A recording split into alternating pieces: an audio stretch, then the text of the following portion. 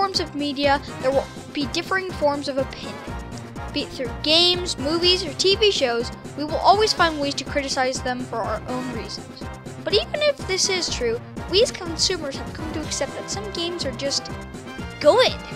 But sometimes I will play these supposed masterpieces of games and find that I surprisingly take a strong dislike to them. In fact, in some cases I take such a strong dislike to them that I use a word that I don't use very often: hate. And when I find games like these, I just don't understand why people seem to enjoy them so much. So, I mustered up all of my courage to bring you this list. Now, of course, some ground rules need to be put in place. Firstly, I'm only accepting one game per franchise.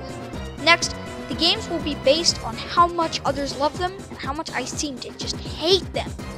And finally, of course, this is most likely going to piss you off if a game you like appears on this list.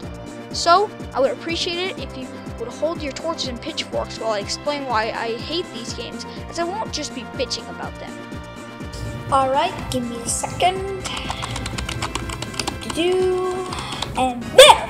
I took out a life insurance policy. Now, strap yourselves in, because it's gonna be a bumpy ride.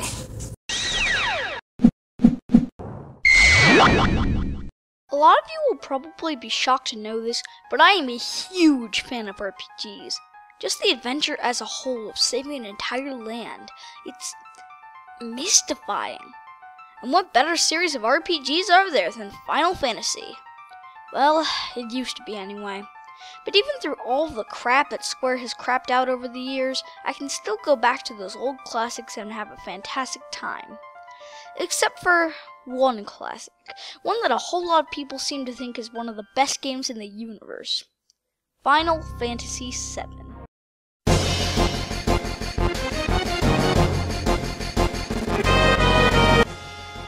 I don't know why I seem to hate Final Fantasy VII so much. It has good game mechanics, a very good fighting system, and a strong story. But even though I said that, it just doesn't seem to be on par with the other games. The other games had lots to keep you busy with, or side quests, mini-games, or other random things. But here, there just isn't that much. I mean, sure, the chocobo races were fun. Once. But it doesn't matter about that if the world's fun to explore, right? Yeah, but the world isn't interesting. There are a few places here and there that kind of spice it up, but for the most part, it's just desolate and bland. The story also seems very boring and uninteresting. It always seems to be at a standstill, and just when you think you're about to do something exciting, it will totally destroy the chance and just continue on in its slow, bland fashion. In fact, the only reason that I even kept going was Sephiroth. I absolutely adore Sephiroth. But he just gave me another reason to hate and despise this game. How? Well, at the near end of the game, you fight Sephiroth in classic Final Fantasy style. He turns into a huge monstrosity and you have to fight him. Now, I know what you're thinking. This setup is amazing. I can't wait to see how it plays out. Yeah, that's what I thought too. Until after I beat him. I threw the finishing blow, being amazed at how the game, even with all of his faults, went out in style. But then...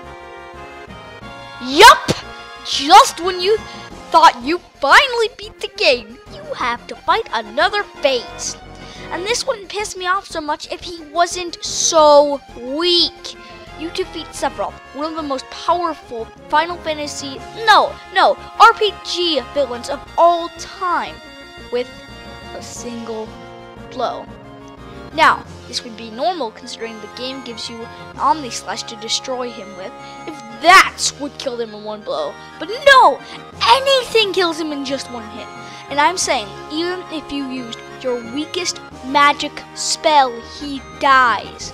And I know you could make the argument that it's a symbolic battle, it's supposed to be easy, but I still call bullcrap. I don't have time for logic. I'm pissed.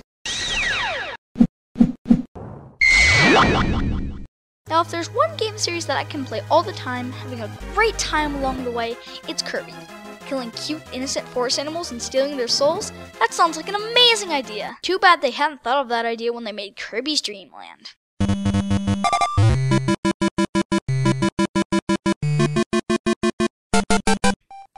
Yes, the original Kirby game that started it all is on my list. There are many reasons I seem to dislike Kirby's Dream Land, the primary one being the attack.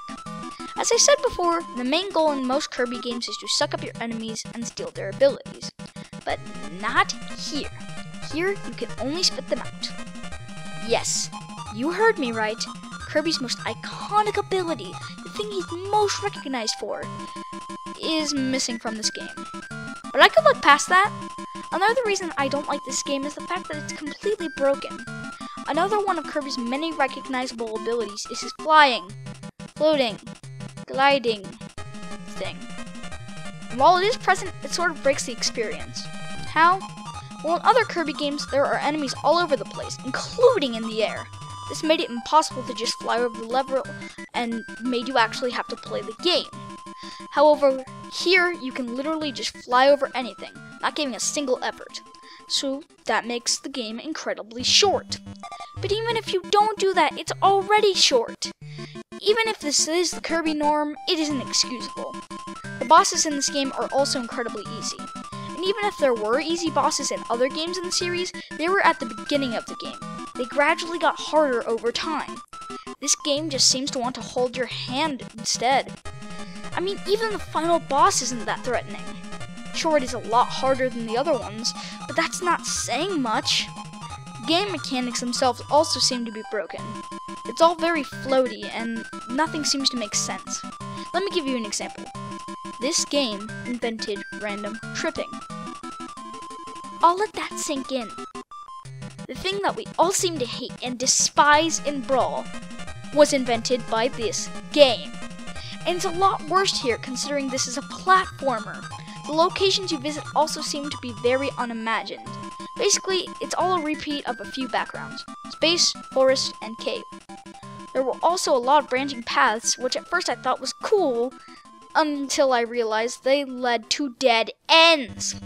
Because of this, all and any exploration you could have possibly had is squandered and ruined. The best thing you will get out of any of these places is a power-up. That's it. All you get from straying off your linear path is a power-up. And when I say linear, I mean extremely linear. Your path is set up for you from the get-go, and there is no way to change it. This game makes Super Mario Land look like a masterpiece. Discover Super Mario Land is actually a very well done game. If you haven't played it yet, I highly recommend it to you. That is for community purposes only, and I actually enjoy it very much. In my opinion, one of the most fun gaming genres as a whole is the beat-em-up. They're usually filled to the brim with awesome attacks, many combos, and are swarming with enemies. So, when I found out that the beat-em-up genre had a sister named Hack and Slash, I was very excited. I tried out a number of these games, giving them different ratings as I went. There were amazing masterpieces like Metal Gear Rising Revengeance, and then there were okay ones like Heavenly Sword, and then there was God of War.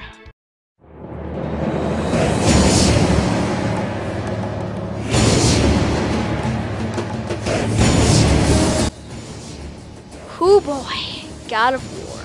I have quite a history with this game. I first played it when I was about 10 at my grandparents' house. At the time, I thought this to be an amazing find because I'd heard it was quite a fun game. So I started playing it, just to get stuck on the first boss. And it's not like it's a hard boss or anything, it's actually quite easy. The only problem with it was the insane button mashing. And that's my main problem with this game. Every single damn enemy you fight in this game requires a button mash. And it's not like it's just a nice, easy push it at your own pace. No. I'm saying you better be pushing that button down and up at about the speed of light. Even other than that, button mashing, combat's pretty simplistic. It's all basically tap the same button over and over again, then sometimes going to tap the other grab button. So even when you're not supposed to do a button mash, you're still basically doing it. Also, the story, while imaginative, got old after just a little bit and seemed to just repeat itself in a pattern. The pattern is, find out where to go to that place, kill swarms of enemies to get to a boss, kill the boss, find out your next area. This repeats so many times. Also, the enemies seem to be about as stereotypical as you can get. They are all things you would expect to find green mythology, which is neat at first until you realize that those are the same enemies you'll be fighting through the entire game. But by far, the biggest problem with this game is that it's too boring and predictable. You can totally tell what's going to happen in the next 6 hours at the beginning of the game. Based on the title, it's pretty easy to guess the ending. But the thing is that I don't hate the God of War series. In fact, I used the trailer for the third game in my intro. It's just the original game to me that just doesn't hold up. I'll always respect what it did, but it doesn't change my opinion of it. First-person shooter genre has always been a mixed bag for me. There were amazing games like Far Cry 3, but there were also mediocre games like the Call of Duty franchise. But I never judge any of the games by their covers. I always play them. And just like the hack and slash series of games, I always give them different scores on my level of enjoyment. And honestly, one of the lower ones was Resistance.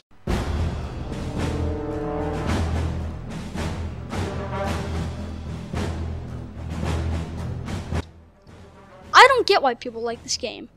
I just don't get it. The camera system in this game is atrocious. I don't know how it accomplishes that, seeing how this is an FPS, but it somehow does.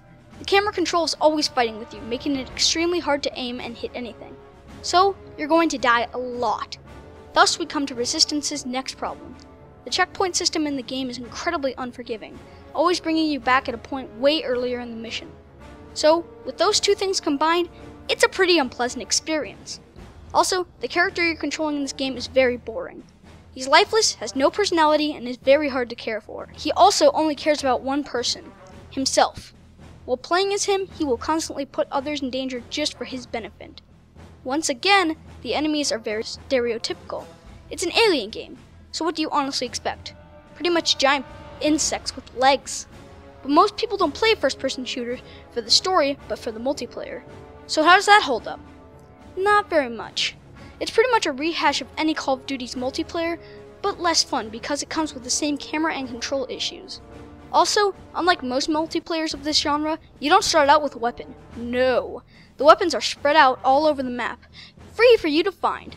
Now don't tell me that this makes the game unique or interesting, because it just leads to more infuriation. If you don't get a weapon soon enough and someone else does, you're screwed. Seriously, you have no chance if someone else finds a weapon before you. They will quite literally blow you away. But it's also imbalanced. If you happen to find a stronger, more powerful weapon while they've been destroying you, it completely turns the tides and makes you indestructible. So, the multiplayer, just like the campaign, is totally broken. In fact, the only good thing I can say about the entire game is that there's a story co-op mode, where you can do split-screen play through the entirety of the story. At least that way someone else can endure the pain with you. But other than that, this game is pretty much worthless. Oh, and don't even get me started on those sequels. Interestingly enough, one series of games that I seem to take a disliking to are the fighting games. To me, they just seem to be performing combos over and over again. There just doesn't seem to be much strategy in my eyes. But if there's one franchise of fighting games I really enjoy, it's Marvel vs. Capcom. After playing the first 2 installments at my local arcade, I was instantly in love with them and enjoyed them to no end. So when I heard a third game was going to be released, I was excited, to say the least. So I bought it online and started to play it, and I almost instantly started to hate it with a passion.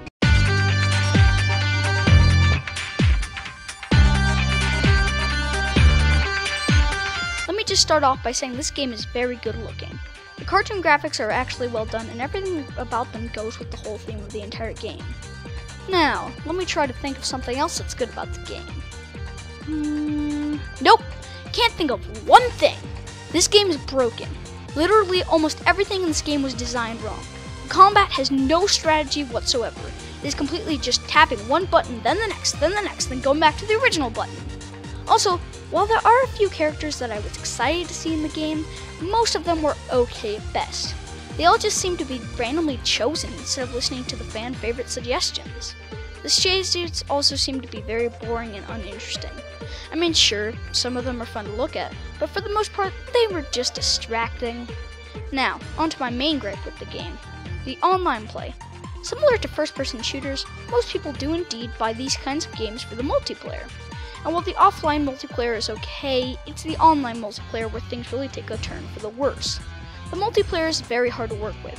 It takes about 15 minutes to find one match, and then you either completely destroy them or they wipe the floor with you. Why? Because they don't have any difficulty settings on them. So there's no way to distinguish whether you will be fighting against a pro or a complete beginner. Also, if you get into the tournaments, you literally have to sit there and wait while the other two people go at each other. This is because there's no spectator mode, so you can't watch them fight. Instead, you'll be sitting there, staring at a screen until it's your turn. So with all of this, it's no wonder that they released an expansion named Ultimate Marvel vs. Capcom 3. Too bad it wasn't much better. Oh my god, do I love the Zelda series! They're full of action, unique and challenging puzzles, and lots of awesome bosses. When each trailer is shown up, I get excited. No, I get more than excited. I get ecstatic. I literally start counting the days and saving up my money to pre-order it. And usually, after all that time, I play it, and the wait was worth it. Skyward Sword started out the same way, being that I got very excited for it, saved up my money, and pre-ordered it. The difference came when I played it.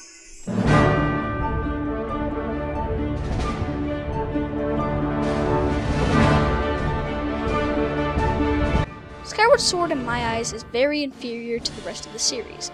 For starters, the combat here felt very wonky and hard to control. Sometimes, while trying to perform a Skyward Strike, I would have my controller over my head while Link would just sit there and do nothing. The same thing happened while trying to fight regular enemies.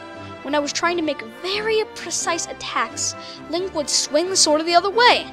And sometimes, when trying to bring down my sword to plan my next attack, he would make another strike, thus making it very hard to kill several enemies. And the dash meter, while unique and cool at first, got annoying after just a little bit. I didn't want a meter to tell me when I could run and roll. I wanted to do those things whenever I wanted to. Also, the exploration that the Zelda series is famous for is completely taken away here for a linear, straightforward path. This kind of took away all the fun of it for me. But then, I was excited because I realized I could explore the sky just like the Great Sea in Wind Waker. But once again, I was angry when I realized that the sky was much smaller and mainly used as a side quest area. Now for the part that pains me the most, the bosses. Nearly all of the bosses in this game are mediocre, only having a few good standout ones like Girahim. But as much as I love Girahim as a boss, I just don't like him as much as everybody else. I actually saw his cockiness as sort of a dickish trait. While the others loved his insanity, I just saw it as a distraction. And most of all, I didn't like Girahim's personality. True, it was entertaining at first, but eventually I just grew tired of it and wanted him to see that he wasn't going to win. It just sort of upset me. And of course, there's Groose. Similarly to Girahim, I just couldn't stand Groose. And while it's true that he got better throughout the course of the game, he still couldn't make up for all the stuff he did beforehand. He does so many mean things to Link in the game, it's not even funny. Oh, and the way he said Legend of Groose at the end of the game really makes my blood boil. And of course, we have Fi. I won't go into too much detail considering lots of people already have given examples about her, but instead, I will give a 2-word description of her. Freaking annoying! Sorry, Skyward Sword, but I'll take a Link to the Past any day.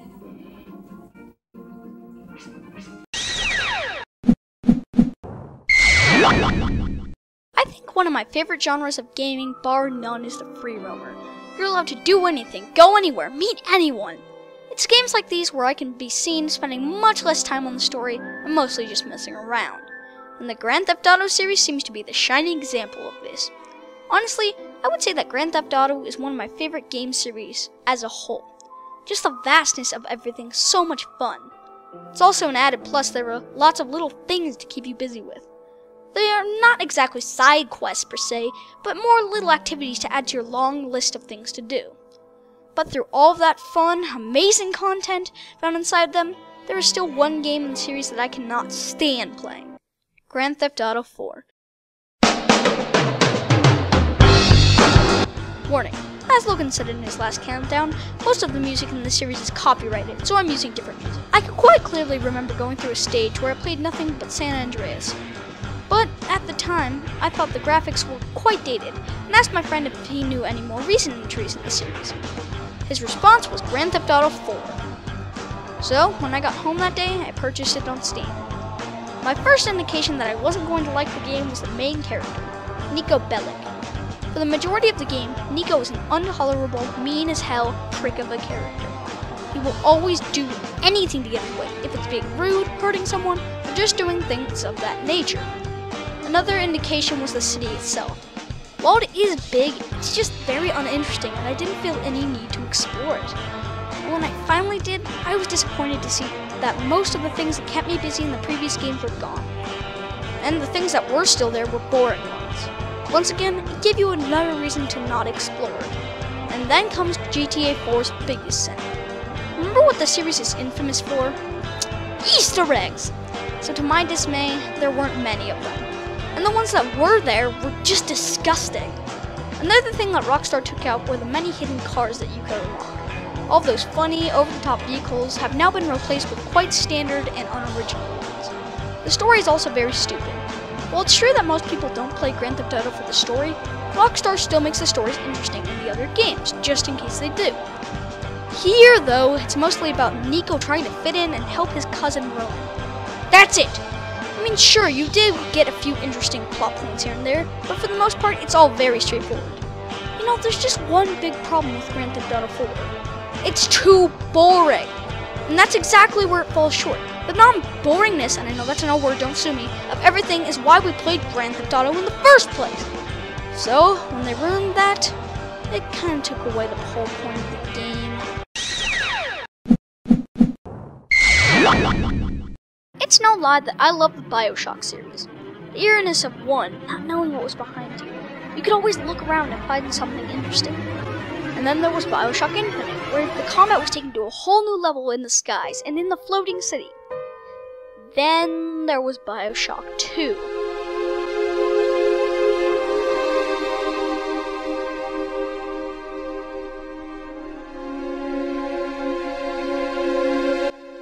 Now, I think I should note that in each Bioshock game there was a selling point. With Bioshock 1, it was the complete awe you got from being in an underwater city. Bioshock Infinite, it was of course being in a city in the skies and just being able to explore it. With Bioshock 2, it was that you were a big daddy. Now at first, this sounded cool. It sounded really cool. But unfortunately, it wasn't executed very well. While you did unlock a lot of admittedly cool powers as a big daddy, it had a lot less than the first game. Also, the control in this game was much more stiff and hard to handle.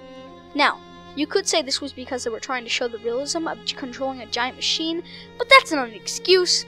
This is also especially bad because in the Bioshock series, control and combat are everything. Oh, and that's another thing. Combat. Instead of making the combat different and unique for the Big Daddy, they kept it more like the first game. That's not exactly bad, but it just seems like they would have innovated a little. The enemies in this game are also some of the most annoying enemies I've ever encountered.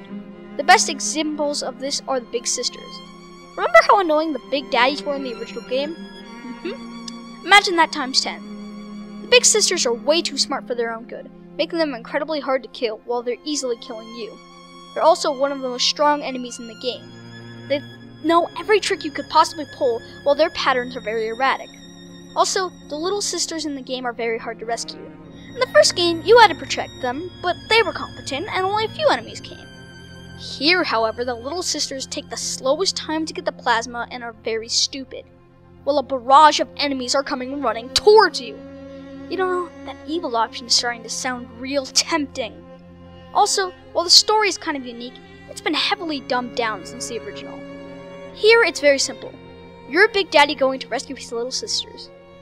You know, I think I know the reason I hate this game so much. It's because it's been dumbed down to go for a casual audience. When you think speed, what's the first thing that comes to your mind? Well, it would probably be Sonic the Hedgehog, Mountain Dew, or a motorcycle. Well, of course I'm talking about Sonic the Hedgehog. Sonic has made the past 6 years of my life wonderful. He always seems to have a new thing to introduce, and for the most part, each time I like each one. Sonic Unleashed has the Werehog, Sonic Colors has the Wisps, and Sonic Generations has the past and present Sonic stages. And of those three examples, my most hated has got to be Sonic Generations.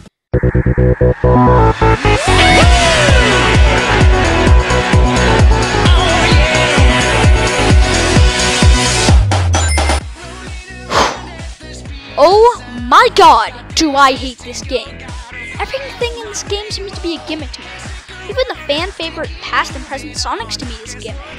The stages also seems to be just lazy to me. As you know, all of them are simply remakes of stages from older Sonic games.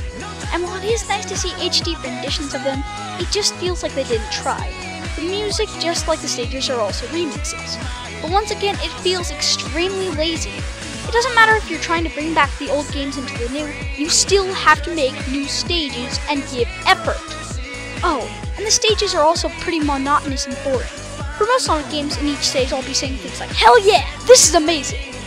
But here, I just seem to be saying things like, "Is it over yet?" or "Oh my god, how long can it go on?" And as if it didn't drag on enough already, after you complete each stage twice, once with present Sonic and once with past Sonic, you have to do a level-themed event. I'm saying, you will have to play through it again. And the ones that don't have you doing it again will have you teaming up with one of Sonic's friends to use yet another gimmick to do something else. The bosses also seem to be very lazy, because once again, all of them, except for one, are just bosses from previous games. So basically, nothing except the story and graphics are original in this game.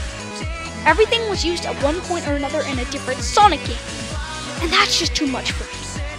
But you know what's the worst part? We're not even at number 1 yet. But before we get on to my hatred, let's do a recap. Number 10, Final Fantasy VII. Number 9, Kirby's Dreamland. Number 8, Hit That Button! Number 7, Resistance Fall of Man. Number 6, Marvel vs. Capcom 3. Number 5, The Legend of Zelda Skyward Sword. Number 4, Grand Theft Auto 4. Number 3, dumb it down so everyone will buy it. And number 2, Sonic Generations. Warning. Number 1 is a very loved game. I'm telling you this right now. If you cannot take someone else's opinion, then leave now. The Mario series as a whole has cemented itself into modern culture. Even if you haven't played a game in the series, there's a good chance you've heard of this famous Italian plumber. He's had numerous other things besides games made about him, if it's a TV show, a terrible movie, or just merchandise. But of course, what he's most well known for are his games. One game in particular in the series that everyone seems to think is the best is number 1. I'm giving you a final warning here. Warning, number 1 is a very loved game. I'm telling you this right now. If you cannot take someone else's opinion, then leave now. My most hated game that everyone else likes is Super Mario 64.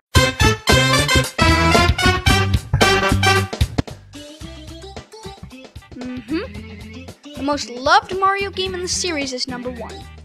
Why? Well, leading up to me playing the game, I had heard amazing things about it. That it was the best game ever, that it was so good, no one could not like it.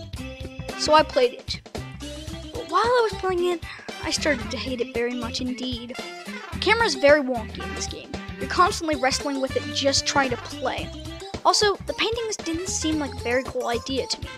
I mean, it just seems plain stupid. Bowser hid the stars in the paintings? Why? It makes no sense. But the paintings themselves also make me wither in anger. Why are they in the castle? If there are obviously things in them, why doesn't Peach send someone in there to retrieve the power stars? Also, this game will sometimes put you in situations that it seems like you can't handle. But of course, I thought I was being stupid. Why would the game put me in this problem if I couldn't do anything at the time? I don't know, you tell me! The best example of this I can think of is on the first level, Bob-omb Battlefield. You shoot up from a cannon onto a floating island. There's a star there, but you need the wing cap to get it. Unfortunately, the game hasn't given you the wing cap yet. No! That's later, after you get through the first Bowser battle. Then you get the wing cap. But that means that you cannot get that star until much later in the game. So why have it on this level? It makes no sense! Also, the controls, while revolutionary at the time, are very dated. Now, hard to control. And don't tell me I shouldn't be judging a game from back then like I would now. The way people hype it up make it seem as if it still holds up today, which is completely untrue. And that's my biggest problem with the game. It just doesn't hold up to today's standards, which is lots of people say it does. So, I'm sorry, but this is my honest opinion. I'm the Black Butler, and Super Mario 64 is the game that I hate most that others like.